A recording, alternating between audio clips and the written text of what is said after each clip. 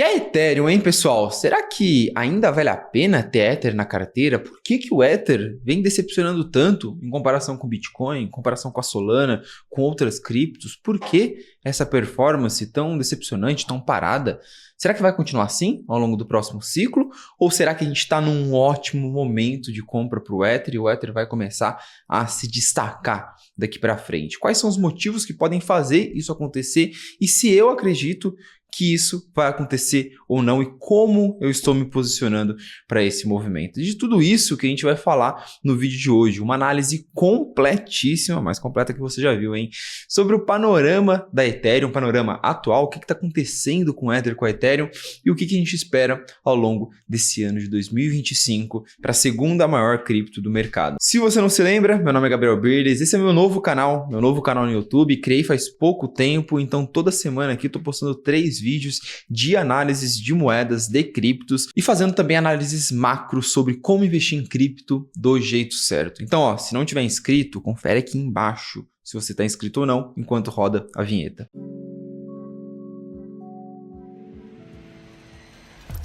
Bom, pessoal, eu não quero enrolar muito porque tem muita coisa para falar hoje. Esse vídeo já vai ficar longo. O YouTube sempre penaliza quando os vídeos ficam mais longos. Então vamos já dar tração ao conteúdo aqui, porque eu quero fazer uma análise realmente completíssima em relação a Ethereum. E a primeira coisa que eu queria mostrar de cara para vocês é esse gráfico aqui.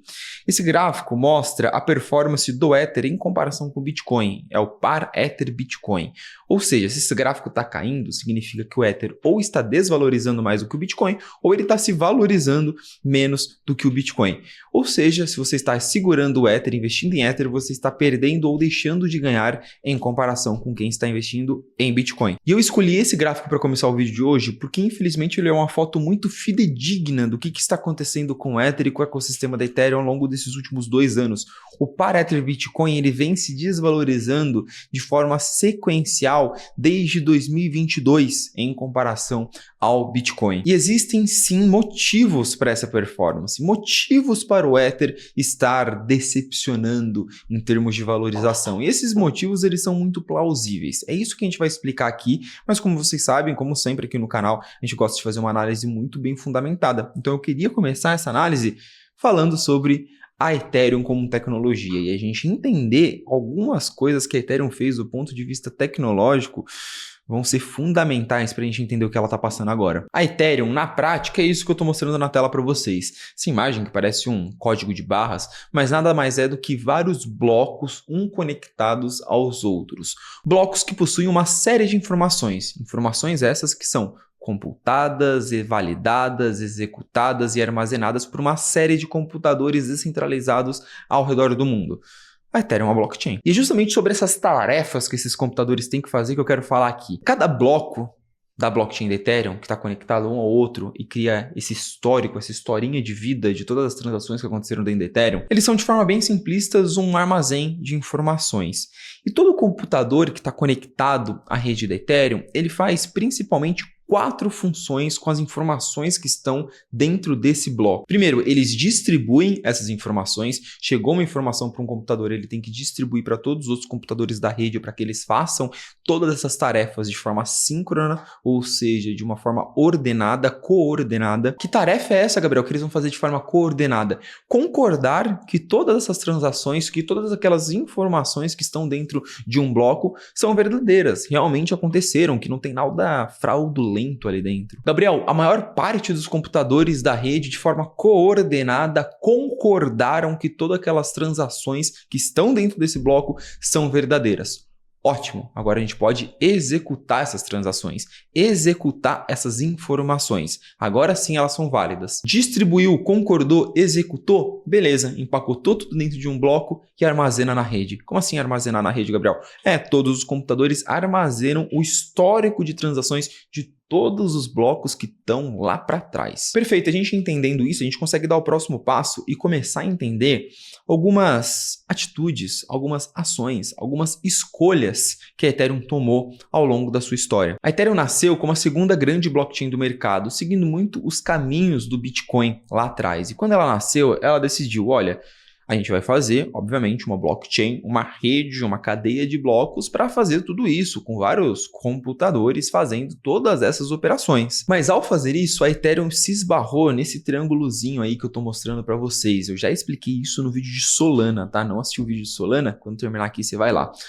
Ela esbarrou no tal do trilema das blockchains. Ela entendeu que, cara, não dava para fazer todas essas transações, todas essas tarefas dentro de uma blockchain só e ao mesmo tempo você conseguir ser descentralizada, segura e escalável. Ou seja, ter muitos computadores rodando essa rede ser muito segura, quase imbatível a hacks, a falhas e ao mesmo tempo você conseguir transacionar, você conseguir executar milhares de transações por segundo de uma forma muito rápida. Alguma coisa você tinha que abrir mão no meio do caminho. E a Ethereum escolheu o caminho, ela preferiu seguir por maximizar descentralização e maximizar segurança. Ou seja, eu quero ter a maior quantidade possível de computadores rodando a minha rede. E para fazer isso, eu preciso permitir que qualquer computador faça aquelas operações que eu mostrei lá atrás de distribuir, concordar, executar. Se qualquer computador, até mesmo esse computador que eu estou usando aqui, que não é um supercomputador, pode fazer essas transações, obviamente, eles vão fazer de uma forma um pouquinho mais devagar, porque o meu computador não é um supercomputador. Para fazer tudo aquilo, ele vai demorar um pouquinho para fazer. E é por isso que ao fazer isso, a Ethereum abriu mão da escalabilidade, abriu mão de ser uma rede rápida e barata, porque os computadores que rodam a rede, eles não suportam processar aquela quantidade de informações tão rapidamente, de uma forma tão barata. Beleza, consegui explicar de forma simples em poucos minutos algo que normalmente demora horas para ser explicado. E a partir daí a gente consegue entender por que a Ethereum, ao longo do caminho, ela teve que acabar evoluindo, ela teve que acabar mudando. Ela nasceu como essa rede que era uma única blockchain para fazer tudo. Só que aí as pessoas começaram a utilizar essa blockchain e falaram: que porcaria, a Ethereum é muito devagar, é muito cara, mas é muito segura. Beleza. E a Ethereum falou: beleza, eu vou resolver esse problema. Eu vou seguir o modelo de shards. Shards basicamente é um modelo em que você fragmenta uma blockchain.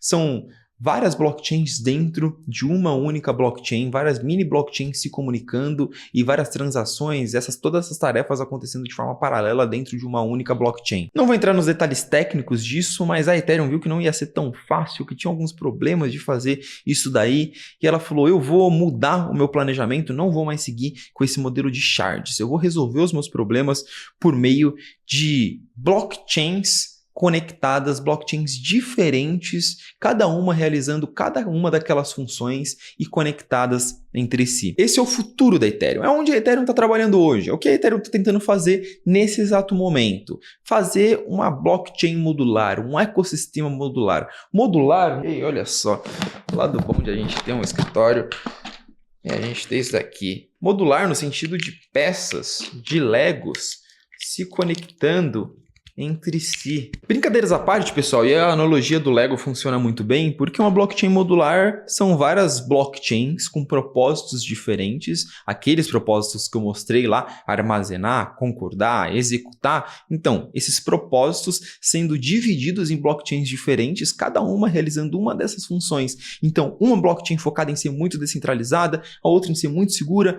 a outra em ser muito escalável, e aí todas elas se juntam, se comunicam e faz com que o ecossistema como um todo resolva o trilema das blockchains. E é exatamente isso que a gente está vendo hoje com as segundas camadas no sentido de que é uma blockchain em cima da blockchain da Ethereum. Essas segundas camadas são os módulos de execução. São aqueles módulos onde você faz a transação e manda para a primeira camada, para na primeira camada a gente se preocupar com segurança e com armazenamento, porque é lá onde as transações precisam ser validadas e guardadas. A querida Ethereum está na parte mais heavy metal desse seu planejamento ao longo dos últimos 1 ano e meio, 2 anos. É nisso que ela está focando agora. Usuários, quer fazer a transação? Não faz aqui, faz lá nas segundas camadas, eles mandam para cá e a gente só valida e guarda as transações. Beleza, entendemos o histórico da Ethereum e onde que ela está hoje. E obviamente isso não dá para negar, a Ethereum ela acertou muito ao longo da sua história. É por isso que hoje ela é a segunda maior cripto do mercado e ela vem se mantendo nessa posição há muito tempo. Não é por acaso que ela chegou nessa posição. E hoje toda a tese de investimento dentro do Ether é muito importante a gente entender isso, tá? Entender os pontos positivos da Ethereum para a gente não cair em falácia.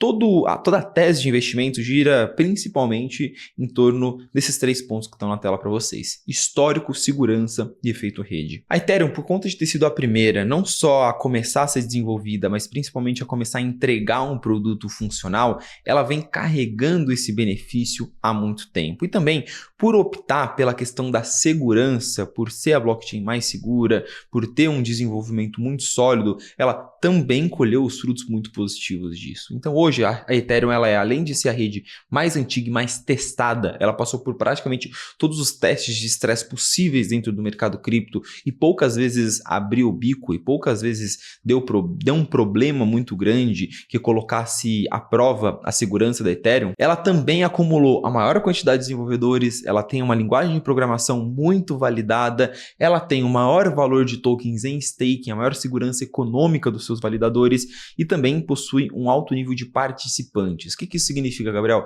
Tem muitas empresas desenvolvendo em torno da Ethereum, desenvolvendo ferramentas, infraestrutura, se preocupando com a segurança da Ethereum. É óbvio que a Ethereum ter vindo primeiro ajudou muito nisso, mas a gente precisa entender a importância da Ethereum e a posição ainda de liderança que ela está muito à frente de qualquer outra blockchain, principalmente nesse ponto de robustez e segurança. Quando a gente começa a ver alguns números, como por exemplo em termos de TVL, valor total travado dentro da rede, a Ethereum ela tem um histórico muito grande e ela tem hoje o maior valor travado, a maior quantidade de capital depositado. Quando a gente compara a Ethereum com outras blockchains, esse gráfico mostra isso, a área cinza do gráfico é a Ethereum, então a dominância dela em termos de capital, dinheiro guardado lá dentro é muito grande em relação às outras criptos do mercado. E também, como eu vinha falando, ela possui um ecossistema muito grande de desenvolvedores, de pessoas desenvolvendo aplicações, inovando ali dentro. Isso ajuda a rede a se manter funcionando, se manter segura e principalmente se manter crescendo, se manter inovando. Tá bom, Gabriel, até agora você já falou tudo que eu já sabia. Me explica então como, apesar de todos esses pontos positivos, aquele gráfico lá tá mostrando a Ethereum tomando um pau do Bitcoin. Agora a gente precisa entender, além dos lados positivos, os lados negativos, os pontos negativos, o que está acontecendo com a Ethereum, o que está acontecendo para causar essa performance tão ruim ao longo desses últimos 2 anos. E aqui, pessoal, é muito importante a gente dar uma contextualização antes. Existem 2 jalecos que eu posso vestir aqui. O jaleco usuário, que analisa o produto da Ethereum e fala a Ethereum é muito boa, é a rede dominante. E o jaleco de investidor. Investidor, não torcedor. O jaleco de investidor, ele analisa o que o mercado gosta, o que o mercado não gosta e tenta interpretar o que está acontecendo com a Ethereum com base nisso. Tenta tirar opiniões, tenta tirar enviesamentos. Por que eu estou falando isso? Porque normalmente quando o assunto é principalmente Ethereum, a gente está falando de uma cripto muito grande, muito antiga, e a gente acaba tendo uma certa legião de torcedores, daqueles investidores que amam muito o ativo e que muitas vezes se cegam e não enxergam o que está acontecendo e não enxergam que o mercado mudou, que o mercado está interpretando aquele ativo de uma forma não tão boa. Aqui o nosso trabalho é expor pontos positivos e negativos de todas as criptos e saber interpretá-los, e saber como tomar decisão em torno disso. Como que eu venho interpretando essa performance da Ethereum e como eu interpreto o que está por trás disso. Na minha visão, são 3 motivos que estão justificando o Ether estar indo mal. Então vamos lá, primeiro motivo que sem dúvidas está atrapalhando a performance da Ethereum é o fluxo dos ETFs que foram lançados nesse ano. Sem dúvidas, esse fluxo vem decepcionando. Esse gráfico ele mostra quanto que entrou de capital, entrou ou saiu de dinheiro dos ETFs de Bitcoin, Bitcoin em cinza, e Ether em azul. Azul, Gabriel? Sim, tem uma linhazinha azul lá embaixo que mal dá para ver. Exatamente. O fluxo nos ETFs de Ether vem sendo um fluxo muito baixo. O institucional não vem mostrando demanda para comprar Ether. Então, quando a gente compara esse número e vê como a demanda institucional está muito maior para o Bitcoin do que para o Ether, a gente consegue entender por que o Bitcoin está valorizando mais do que o Ether. Esse fluxo institucional vem sendo muito importante no ciclo até agora e, por enquanto, ele está concentrado no Bitcoin. Já o segundo problema, e na minha visão, esse é o problema mais difícil de ser resolvido, é que essa decisão que a Ethereum fez de fragmentar o seu ecossistema, de fazer os módulos, os Legos, acabou gerando um problema para o token. Foi um movimento bom para Ethereum como produto, mas foi ruim para o Ether como investimento. Tem como fazer isso, Gabriel? Tem como, cara. Sem dúvidas, a tese das segundas camadas vem dando certo. Esse gráfico que eu estou mostrando na tela para vocês, ele mostra a quantidade de transações que acontecem nessas blockchains de segundas camadas que estão executando transações para mandar para Ethereum. Hoje rolam mais de 27 vezes mais transações nessas segundas camadas do que na camada base, do que na Ethereum. Ou seja, 27 vezes mais demanda nessas outras blockchains do que na Ethereum. É exatamente o que a Ethereum queria, né? Isso é ótimo, porque as segundas camadas estão crescendo em termos de usabilidade, estão expandindo sua usabilidade, são bons produtos, o ecossistema de segundas camadas está se expandindo muito. Quando a gente vê o número de segundas camadas sendo criadas, a gente vê que ao longo dos últimos 2 anos, um novo projeto, uma nova blockchain de segunda camada, uma nova blockchain conectada a Ethereum apareceu a cada 19 dias. A cada 19 dias nascia uma blockchain nova conectada a esse ecossistema modular da Ethereum. Tudo isso faz com que nesse momento a gente esteja caminhando a largos passos para chegar próximo do número de 150 blockchains de segundas camadas. 150 blockchains ali paralelas, orbitando o grande ecossistema da Ethereum, a grande primeira camada da Ethereum. Top, Gabriel. Agora me explica, isso é bom ou isso é ruim? Infelizmente consegue ser os dois. Por quê? A ideia de jogar os usuários para blockchains mais escaláveis, mais baratas, deu certo. A gente vê que o número de usuários está crescendo e, de fato, as segundas camadas são bons produtos. Hoje a gente usa uma blockchain de segunda camada, uma Base, uma Arbitrum, uma Optimus, que são as maiores. A gente consegue ver que são produtos, que são blockchains com uma usabilidade muito melhor do que a Ethereum. Apesar de que um dos principais problemas para o usuário é justamente essa questão de fragmentação, ficar jogando de uma blockchain para outra, ficar pulando de uma blockchain para outra. Muitas vezes elas não se comunicam, aí você tem que jogar da Ethereum para outra blockchain, depois para outra blockchain, depois para outra blockchain. Ainda é tudo muito complexo, muito custoso para o usuário para fazer isso, mas de fato é um problema que ainda será resolvido. O grande problema que era construir blockchains baratas em torno do ecossistema da Ethereum, esse problema foi resolvido. Só que o grande problema não é nem essa questão de interoperabilidade que chama, né, de comunicação, de ficar pulando de um lado para o outro. O grande problema é que essas segundas camadas, elas funcionam como se elas fossem quiosques de shopping. Pensa que você quer abrir um quiosque em um shopping. Que fator vai ser definitivo para você escolher qual shopping você quer abrir o seu quiosque? Eu quero no shopping que tem um fluxo maior de usuários, que mais tem pessoas comprando para eu conseguir vender bastante. Eu quero no shopping mais seguro também, né, para eu não ter problemas de segurança. Essas blockchains de segundas camadas, esses projetos, são nada mais do que quiosques que escolheram a blockchain da Ethereum para lançar, para ser criada, para se estabelecer lá dentro. E assim como um quiosque em um shopping, elas pagam um aluguel para a Ethereum, elas pagam um aluguel para estar lá utilizando a infraestrutura da Ethereum. Esse aluguel ele era muito caro, o valor para você depositar informações nos blocos da Ethereum para serem armazenados, validados lá dentro, era um valor muito alto. Porque, obviamente, como a gente já sabe, blockchain da Ethereum é cara, é lenta, etc, etc, etc. Enfim, a Ethereum entendeu isso. E ela falou, olha, nosso futuro aqui vai ser a gente ser um grande shopping com muitos quiosques. Então, a gente precisa fazer com que seja barato para esses quiosques se estabelecerem aqui dentro. Então, ela fez uma atualização que rolou no ano passado, chamada IP 4844, em que ela reduziu o preço do aluguel dos quiosques. Ela falou, olha, agora, se você quer construir uma blockchain no meu ecossistema, super ecossistema modular, um quiosque dentro do shopping da Ethereum, se estabelecer aqui dentro, você consegue se estabelecer. A minha infraestrutura é uma infraestrutura top, ultra segura, todo mundo gosta do ecossistema da Ethereum, todo mundo quer estar na Ethereum, e agora você paga baratinho para estar aqui. Só que qual que é o problema disso?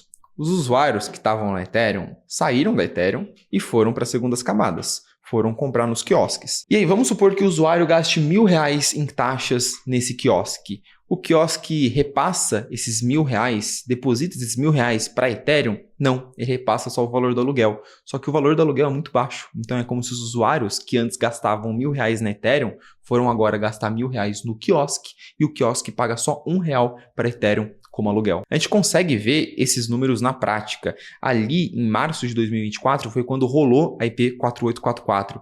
Esse número que eu estou mostrando para vocês mostra o quanto as segundas camadas, essas blockchains, pagam de aluguel para Ethereum. O quanto que os quiosques pagam de aluguel para o shopping Ethereum.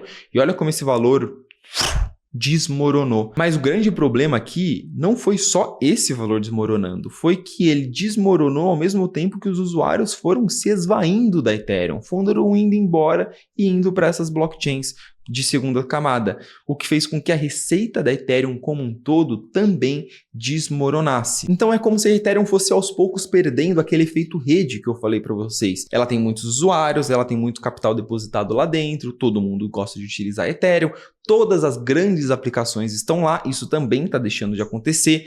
As grandes aplicações, os grandes aplicativos que estão dentro da Ethereum estão saindo da Ethereum. Como assim, Gabriel? Estão saindo da Ethereum.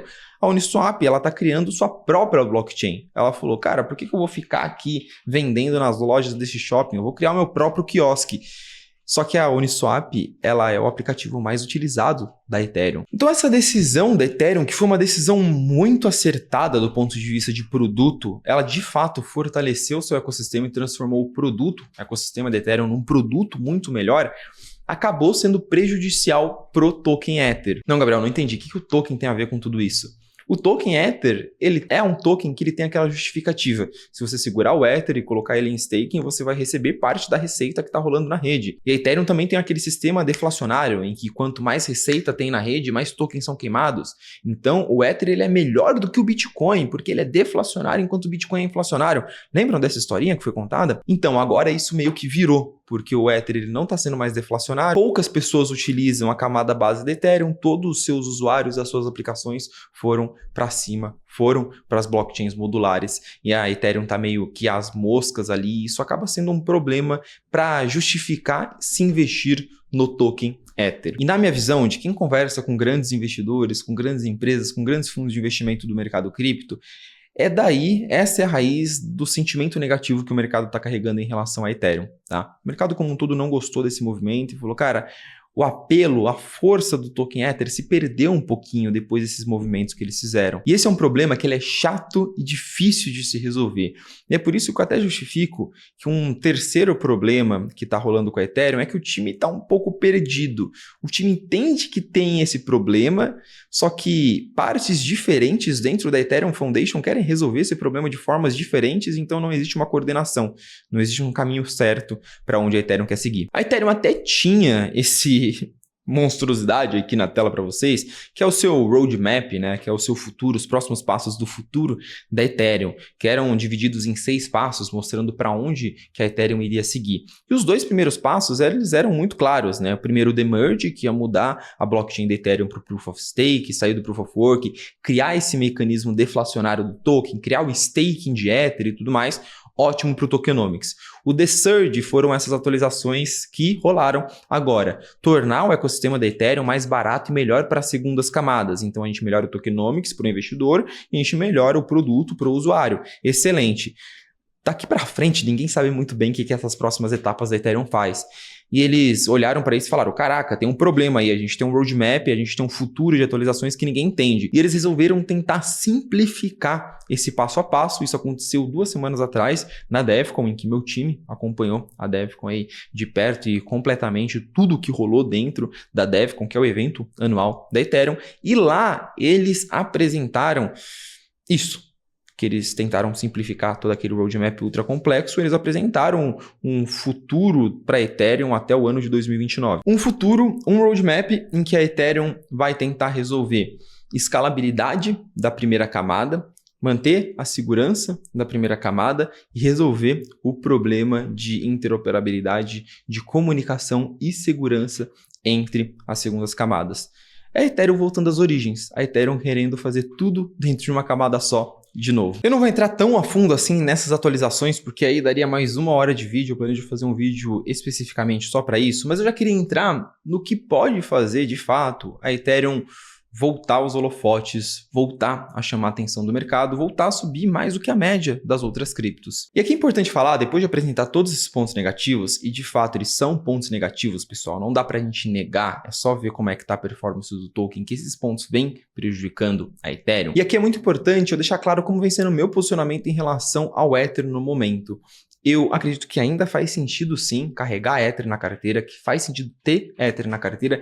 Eu ainda carrego uma posição de Ether dentro da minha carteira, embora muito menor do que eu carregava um ano e meio atrás. Um ano e meio atrás, eu reduzi bem mais pela metade a minha posição em Ether por conta desses problemas, de estarem chegando esses problemas. Mas eu ainda vejo muitos motivos, muitos catalisadores importantes para o Ether que podem fazer o ativo ter uma performance positiva no ano de 2025.